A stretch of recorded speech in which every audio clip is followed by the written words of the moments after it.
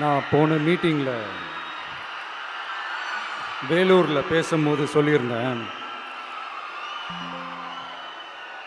தமிழ்நாடு தான் விஜய், விஜய் தான் தமிழ்நாடு அப்படின்னு நான் சொல்லியிருந்தேன்.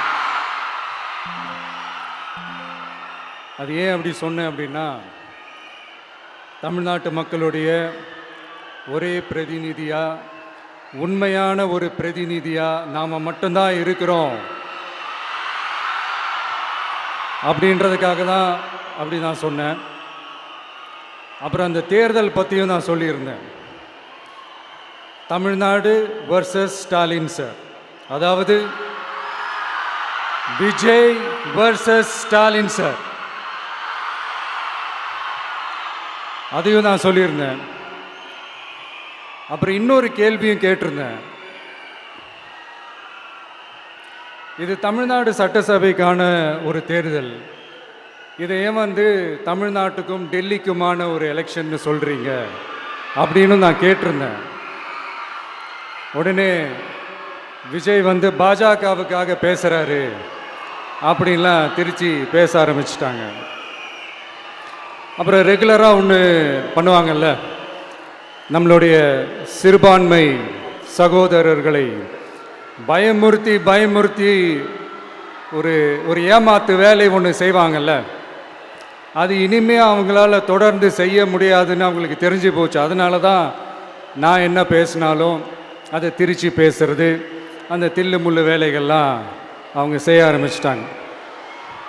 சென்னையில் டெல்லி டெல்லின்னு கூவுறதும், அடிக்கிற கொள்ளைக்கு ரைடு வந்துட்டா டெல்லிக்கு வெள்ளை கொடை பிடிக்கிறதும்,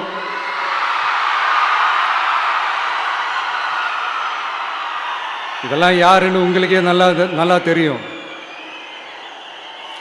தமிழ்நாட்டை காப்பாற்றுறது திமுக தான், தமிழ்நாட்டை பிழைக்க வைக்கிறது திமுக தான், இதெல்லாமே பண்ணுறது திமுக தான், ஸ்டாலின் சார் தான். இதெல்லாம் ஒர்க் அவுட்டே ஆகாது பாஸ்.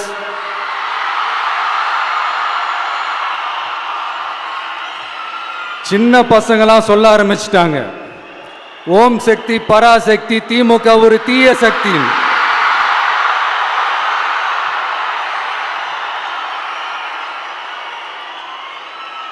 அதனால் இந்த தமிழ்நாடு இன்னொன்று வேற ஒன்று சொல்கிறாங்க. அது என்னடான்னா, தமிழ்நாட்டு அணி டெல்லி அணியா. கிரிக்கெட்டில் கூட தமிழ்நாட்டு அணியை டெல்லி அணியால் தொட்டு கூட பார்க்க முடியாது.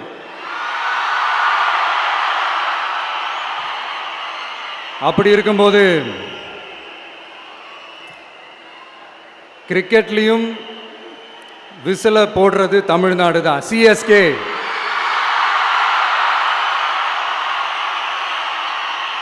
வரப்போற எலெக்ஷன்லையும் விசில போட போறது நம்ம டிவிக்கே தான். தமிழ்நாடு தான் டிவிக்கே, டிவிக்கே தான் தமிழ்நாடு. இந்த அணி அந்த அணி டெல்லி அணி இதெல்லாம் அனைத்தும் உடைஞ்சி நொறுங்கும், டிவிக்கே அடிச்சு நொறுக்கும்.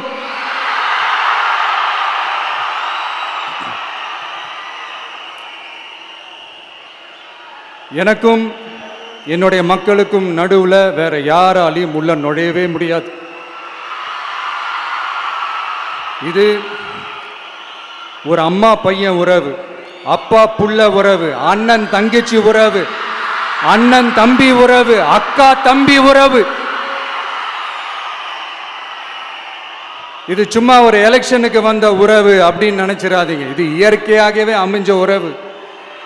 இது எவ்வளோ டீப்பான உறவுன்றது நான் உணர்ந்திருக்கிறேன். அதே மாதிரி நம்ம தமிழ்நாடு மக்களும் இதை உணர்ந்து இருக்கிறாங்க. இன்னும் சிம்பிளா சொல்லணும்னா, மற்றவங்களுக்கு வேணா இது எலெக்ஷன், ஆனா எனக்கும் என்ன நேசிக்கிற மக்களுக்கும் இட் இஸ் an emotion.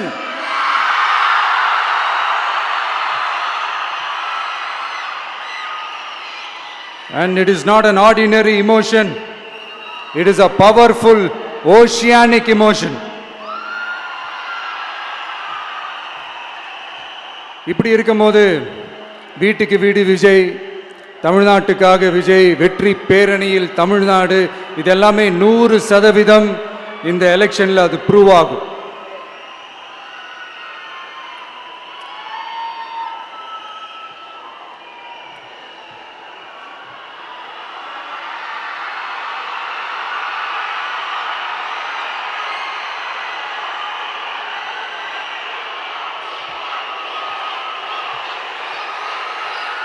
நீங்க எல்லாரும் எனக்கு இன்னொரு உறுதிமொழியை ஒன்று கொடுக்கணும்.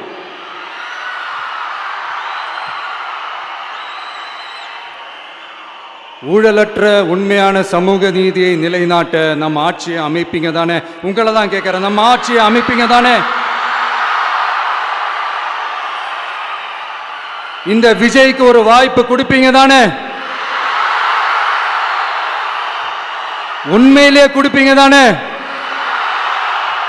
இந்த விஜயை நம்புறீங்க தானே? ஒவ்வொரு வீட்லயும் விசில் சத்தம் கேட்கும் தானே? அந்த விசில் சத்தம் ஒவ்வொரு பூத்திலையும் புயலா ஒலிக்கும் தானே? Thank you, thank you, thank you.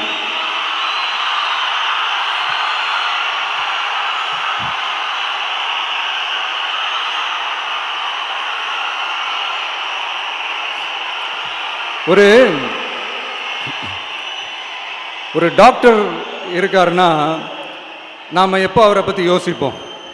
இப்போ நமக்கு ஏதாவது உடம்பு சரியில்லை அப்படின்னா அவரை யோசிப்போம், அவர் ஞாபகம் வரும். அது மாதிரி நமக்கு ஏதாவது ஒரு பிரச்சனை அப்படின்னா ஒரு வக்கீலை தேடிப்போம், அவர் ஞாபகத்துக்கு வருவார். இது மனித இயல்பு.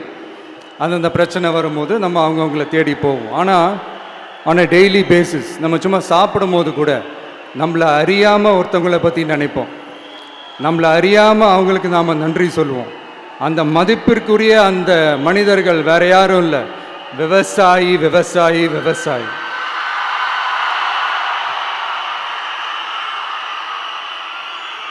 அவங்க பார்க்கறதுக்கு வேணா சாதாரணமாக இருப்பாங்க, ஆனால் அவங்க சாதாரணமான மனிதர்கள்லாம் கிடையாது. இந்த உலகத்தையும் மனிதர்களையும் படைச்சது கடவுள்னு சொல்லுவாங்க, ஆனால் அந்த கடவுளுக்கே படையல் போடுற உயர்ந்த மனிதர்கள் தான் நம்ம விவசாயிகள். இந்த பூமியில உயிர் இருக்குது, இந்த பூமியில பூ பூக்கும், காய் காய்க்கும், பூத்து குலுங்கும்னு இந்த பூமியை அழகா காட்டி இந்த பூமியை சாமி ஆக்கிறதுல இயற்கையோட சேர்ந்து நம்ம விவசாயிகளுக்கும் ஒரு முக்கிய பங்கு ஒன்று இருக்குது. அதனால நான் ஏதோ ஓவரா ஏதோ சொல்றேன்னு நினைக்காதீங்க. எனக்கு இந்த அடுத்த ஜென்மம் மறுபிறவியை பற்றியெல்லாம் எனக்கு தெரியாது. அது உண்மை அப்படின்னா அடுத்த ஜென்மத்தில் நான் ஒரு விவசாயி குடும்பத்தில் பிறக்கணும்னு ஆசைப்படுறேன்.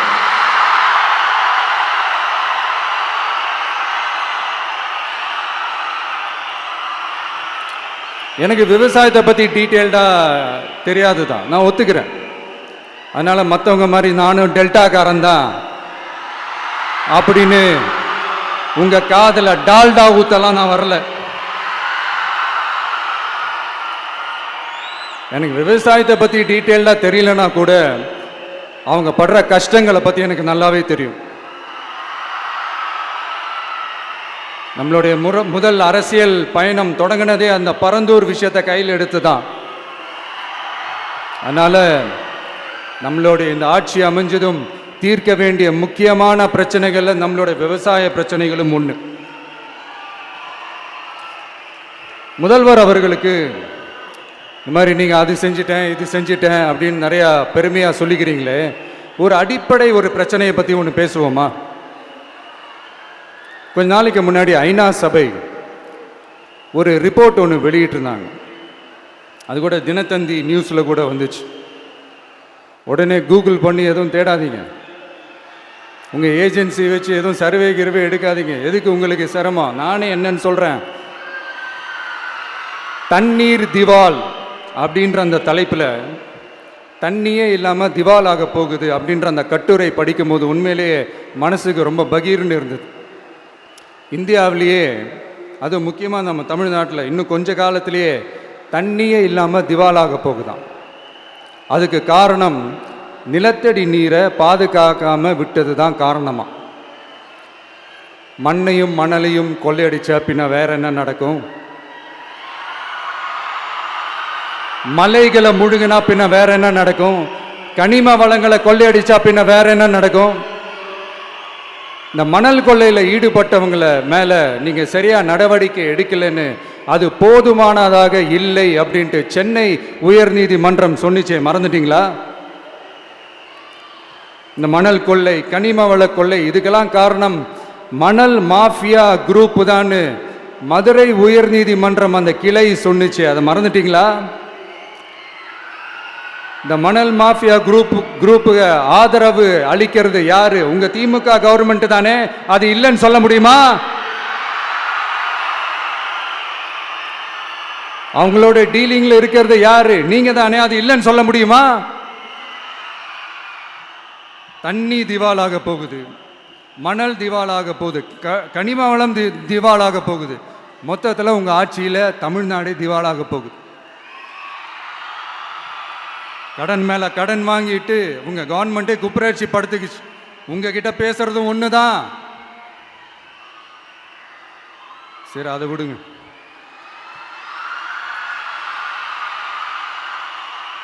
நம்ம விவசாயிகள் கஷ்டப்பட்டு விளைய வச்ச அந்த நெல்லெல்லாம் மழையில் நனைஞ்சி வீணா போச்சே.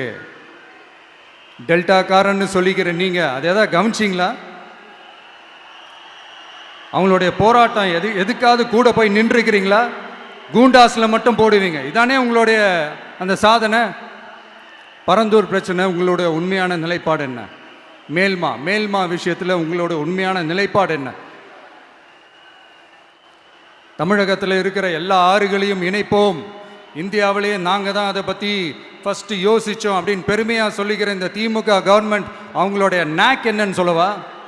இந்த மாதிரி பெரிய பெரிய திட்டங்கள்லாம் ஆட்சிக்கு வந்த உடனே செய்ய மாட்டாங்க. அந்த ஆட்சி முடிகிற டைமில், அந்த கடைசி 6 மாதம், அந்த 1 வருஷம், அந்த 1.5 வருஷத்தில் அதுக்கான திட்டத்தை கொண்டு வருவாங்க, அதுக்கான அடிக்கலை நாட்டுவாங்க. அதுக்கப்புறம் எலெக்ஷன் வரும், தோத்துருவாங்க. கேட்டால் எங்கள் ஆட்சி தான் முடிஞ்சிருச்சே அப்படின்னு நாடகம் ஆடுவாங்க. இல்லை, நான் தெரியாமல் தான் கேட்குறேன். மக்கள் மேலே உங்களுக்கு உண்மையிலே அந்த அக்கறை இருந்துச்சுன்னா ஆட்சிக்கு வந்த உடனே இந்த மாதிரி பெரிய பெரிய திட்டங்கள்லாம் ஸ்டார்ட் பண்ண வேண்டியது தானே. அதனால் ஆட்சி முடியும் போது அடிக்கல் நாட்டுறது. ஓட்டுக்காக என்னென்னலாம் பேசுவீங்க, ஆனால் மக்கள் இதெல்லாம் நம்புறதுக்கு அவங்க ஏமாளிங்க நினச்சிங்களா? மக்களே, நம்மளுடைய ஆட்சி அமைஞ்சதும் இந்த மாதிரி பெரிய பெரிய திட்டங்கள்லாம் உடனே ஸ்டார்ட் பண்ணுவோம். அதை அந்த 5 வருஷத்துக்குள்ள அதை முடிக்கவும் ட்ரை பண்ணுவோம். ஸோ இப்படிலாம் நம்ம பேசினா காவிரி பிரச்சனையில் உன் கருத்து என்ன, முல்லை பெரியார் பிரச்சனையில் உன் கருத்து என்ன, இப்படிலாம் அதெல்லாம் பற்றி உனக்கு என்ன தெரியுமா அப்படின்னு கேட்க ஆரம்பிச்சிருவாங்க. ஐயா, உலக மகா மேதைகளே, ROV, ரிமோட்லி ஆப்ரேட்டட் வெஹிக்கிள், அதை வச்சு தண்ணிக்குள்ளேயே போய் அணைகளோட உறுதித்தன்மையை ஆராய்ச்சி பார்க்குற வரைக்கும் நான் எல்லாம் தெரிஞ்சு தான் வச்சிருக்கிறேன். ஒருத்தன் சைலண்டாக இருக்கான், அமைதியாக இருக்கான்னா உடனே அவனுக்கு எதுவுமே தெரியாதுன்னு நினச்சிடாதீங்க. சும்மா கருத்து சொல்லிக்கிட்டு கம்பு சுற்றிக்கிட்டு இருந்தால் எல்லாமே நடந்துருமா? நசன் பேசி அதை கேட்டு மக்கள் வெறுத்து போயிட்டாங்க. உருப்படியா ஏதாவது யோசிங்கயான்னு மக்கள் நினைக்கிறத யாருக்கு தெரியுதோ தெரியலையோ, எனக்கு அது நல்லாவே தெரியுது. உரிய இடத்துக்கு போய் சம்பந்தப்பட்டவங்களோட பேசி அதுக்கான சொல்யூஷன் என்னன்னு தெரிஞ்சுக்கிட்டு அதை ப்ராப்பராக எக்ஸிக்யூட் பண்ணணும்.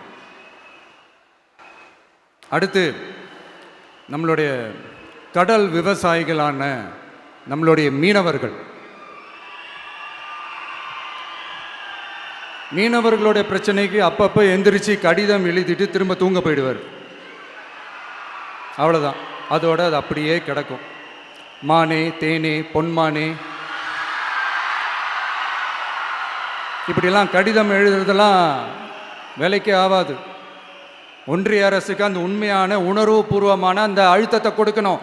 நம்ம மீனவர்கள் மேல அவங்க கையே வைக்கக்கூடாது, கையே வைக்க விடக்கூடாது. அவங்களுக்கான அந்த பாதுகாப்பு பக்காவா இருக்கணும். அதுதான் நம்மளுடைய ஒரே அஜெண்டா. மீனவர்களே, அடுத்து நம்மளுடைய ஆட்சி தான். கவலைப்படாதீங்க, தைரியமா இருங்க. உங்களுக்கான பாதுகாப்பு பக்காவா இருக்கும். இப்படி இருக்கும்போது அடுத்ததும் நாங்கள் தான் அப்படின்னு சிஎம் சார் சொல்லுவாங்க.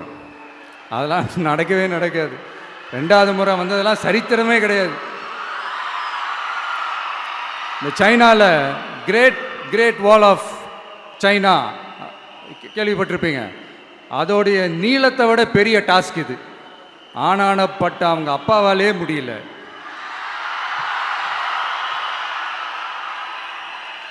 நான் முன்னாடியே சொன்ன மாதிரி உரிய இடத்துக்கு போய் சம்மந்தப்பட்டவங்களோட பேசி அதுக்கான சொல்யூஷன் என்னன்னு தெரிஞ்சுக்கிட்டா அதை எக்ஸிக்யூட் பண்ணுறது தான் ஒரு தெளிவான அரசியல். சும்மா ஆறுதல் சொல்கிறதெல்லாம் தெளிவான அரசியல்லாம் கிடையாது. அதெல்லாம் ஒரு ஹம்பக் அரசியல். அரசியலுக்கு வந்துட்டா கலெக்ஷன் பார்க்கலாம் அப்படின்றதெல்லாம் அரசியல் கிடையாது. உண்மையிலே மக்களுக்கான அந்த உழைப்பு இருக்கணும். அதனால தான் நாம் அரசியலுக்கு வந்திருக்கிறோம். இது எதிரிங்களுக்கு நல்லாவே தெரியும். அதனால தான் நம்மளை சுற்றி அத்தனை சதிகள். அதில் முக்கியமான சதி என்ன தெரியுமா? இதை பாரு, ஒன்று நீ இல்லைனா நான் இல்லைனா நீ இல்லைனா நான். நமக்குள்ள வேற எவனும் நடுவில் வந்துடக்கூடாது. நாம 2 பேரால மட்டும்தான் மக்களை ஈஸியா ஏமாற்ற முடியும். இந்த விஜய் வந்ததுனால நமக்கு பொழப்பே போச்சு. மக்கள் வேற அவனை தான் நம்புறாங்க. நாம வெளியே அடிச்சுக்கிற மாதிரி அடிச்சுக்கிட்டாலும் உள்ள நம்மளுடைய டீலிங் பக்காவா இருக்கணும். மக்களோட ஃபீலிங்ஸை பத்திலாம் நமக்கு கவலை இல்லை. நமக்கு டீலிங் தான் முக்கியம். மாத்தி ஆட்சிக்கு வந்துடலாம்னு நினைச்சோம். ஆனா அது நடக்காது போல் இருக்கு. அதனால நீ என்ன பண்ற?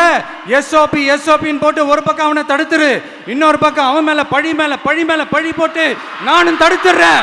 என்ன ஓகேவா? டீலிங் ஓகேவா? ஓவர்.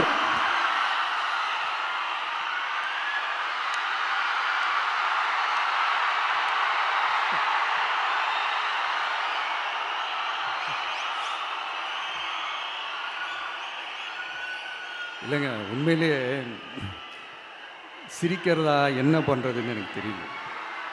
உண்மையிலே இப்படி தான் இருக்கு அவங்க டீலிங்லாம்.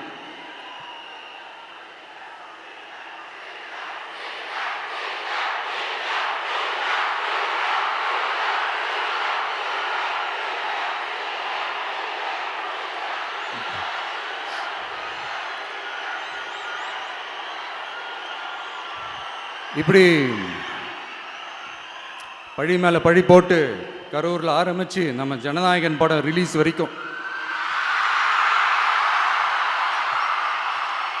ஆனால் அந்த ரிலீஸ் பிரச்சனையில் நிறைய பேர் குரல் கொடுத்தாங்க. முக்கியமாக நம்மளுடைய முதல்வர் அவர்கள் கூட பூசி மொழிகி பட்டும் படாமல் குரல் கொடுத்தாங்க. But what ever it is, குரல் கொடுத்த அவங்களுக்கும் மற்றவங்க எல்லாருக்கும் இந்த நேரத்தில் என்னுடைய நன்றியை தெரிவிச்சுக்கிறேன்.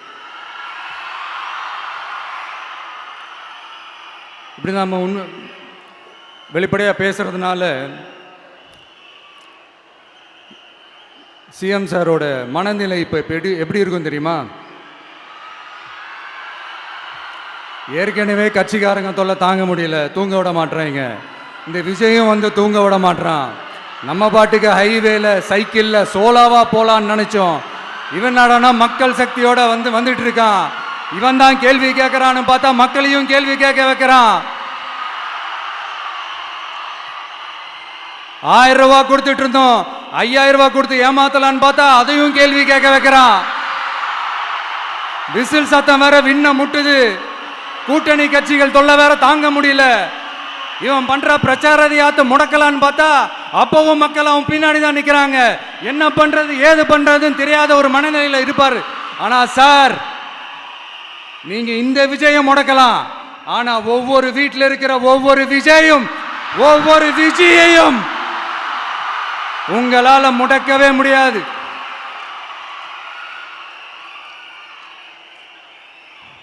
அவங்களாம் ஆல்ரெடி பிரச்சாரத்தை ஸ்டார்ட் பண்ணிட்டாங்க சார். வீட்லயே குடும்பமா இறங்குவாங்க பாருங்க பிரச்சாரத்துக்கு. அப்ப உங்களால மட்டும் இல்ல, எந்த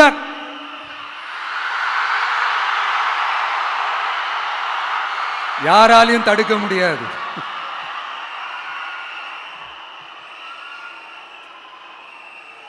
நம்ம டவுன் சவுத்தில் ஒரு ஊரில் உங்கள் அப்பாவுக்கு வெங்கல சிலை வைக்கணும்னு ட்ரை பண்ணீங்கல்ல, அதுக்கு சுப்ரீம் கோர்ட் என்ன சொன்னாங்க? மக்களோட பணத்தில் யாருக்கு புகழ் பாட பார்க்குறீங்க அப்படின்னு கேட்டாங்கல்ல. அதுக்கு என்ன அர்த்தம் தெரியுமா?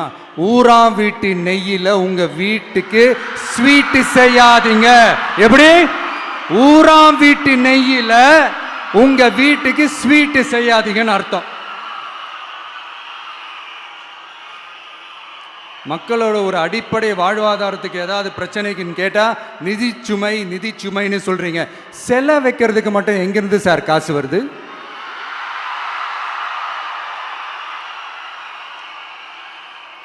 முதல்ல மக்களுக்கு அந்த சோறுக்கு வழி பாருங்க சார். செல வைக்கிறத பத்திலாம் அப்புறமா யோசிக்கலாம். கேஸ் சிலிண்டருக்கு மானியமா 100 ரூபா தரேன்னு சொன்னீங்களே, என்னாச்சு? கரும்புக்கு ஆதார விலையா 4000 ரூபாய் தரேன்னு சொன்னீங்களே, என்னாச்சு? ரொம்ப நாள் கல்யாணமே ஆகாம இருக்கிற பெண்களுக்கு அவங்களுடைய கல்வி தகுதிக்கு ஏற்ப அரசு வேலை கொடுப்போம்னு சொன்னீங்களே, என்னாச்சு? இதெல்லாம் வெறும் சாம்பிள் தான். இதோட ஹைலைட் ஒன்று இருக்கு. மாநில அரசால முடியவே முடியாதுன்னு தெரிஞ்சுக்கிட்டோம், நாங்க வந்தா நீட்டை ஒழிப்போம். ஆகா ஆகா ஆகா ஆகா, எவ்வளவு பெரிய ஒரு மோசடி இது! கேட்டா நாங்க தான் முன்மாதிரி ஆட்சின்னு சொல்லுவாங்க. மோசடி ஆட்சி. மோசமானவங்களே முக்கியமானவங்க கேள்விப்பட்டிருக்கிறீங்களா? அந்த மாதிரி மோசடி ஆட்சியிலே முக்கியமான ஆட்சி இந்த திமுக ஆட்சி. மக்களே, மக்களை நேசிக்கிற விஜய் வேணுமா? மக்கள் விரோத ஆட்சி நடத்துற ஸ்டாலின் சார் வேணுமா?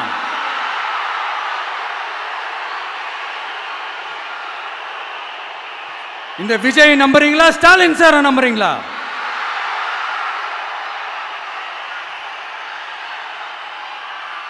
இந்த சத்தத்துக்கு அர்த்தம் தெரியுமா சார்? ஸ்டாலின் தொடரட்டும் அப்படின்னு அர்த்தம் கிடையாது. தீய சக்தி திமுக ஆட்சி மறையட்டும், தூய சக்தி டிவிகே ஆட்சி வரட்டும். நானும் உதிக்கட்டும்னு சொல்லாம்னு நினைச்சேன், பார்த்தா அதை வேற திருச்சி பேச ஆரம்பிச்சிருவாங்க. திருநெல்வேலியில், நாங்குநேரியில் இப்போ ரீசெண்டா ஒரே லைன்ல சொல்லணும்னா, நம்ம நண்பர் ஒருத்தர் ட்வீட் போட்டிருந்தாரு, அதையே சொல்றேன். ஸ்டாலின் தொடரட்டும், சட்டம் ஒழுங்கு சந்தி சிரிக்கட்டும். இதுதான் அந்த பிரச்சனைக்கு ஒரே லைன்.